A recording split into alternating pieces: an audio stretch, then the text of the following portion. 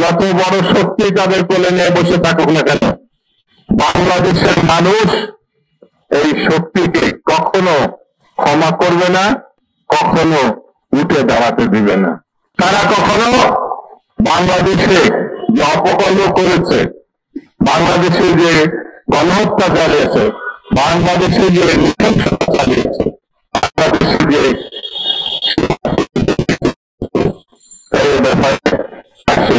কোন রকম অনুশোচনা তাদের নাই। জাতির কাছে তো আছে, বিশ্বের কাছে ক্ষমা চায়নি। তারা ইসলামের বিপরীত শক্তি। কেন বলছে এই কথা? আমাদের মহান সৃষ্টিকর্তা বলে, তুমি ভুল করলে তুমি আমার কাছে ক্ষমা চাও। আল্লাহ তাআলা ক্ষমা জন্য বসে থাকে।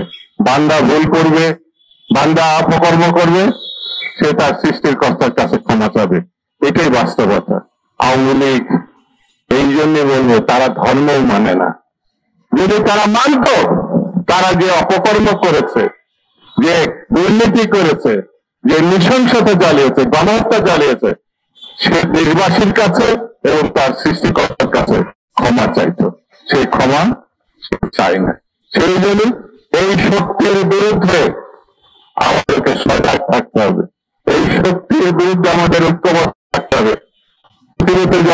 যত বড় শক্তি তাদের সমর্থন দিক না কেন, যত বড় শক্তি তাদের কোলে নিয়ে বসে থাকুক না কেন, বাংলাদেশের মানুষ এই শক্তিকে কখনো ক্ষমা করবে না, কখনো উঠে দাঁড়াতে দিবে না।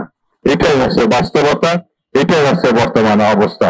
সেই জন্য আসুন আমরা এই অপশক্তিকে রোধ করে, প্রতিরোধ করে বাংলাদেশের গণতন্ত্র প্রতিষ্ঠা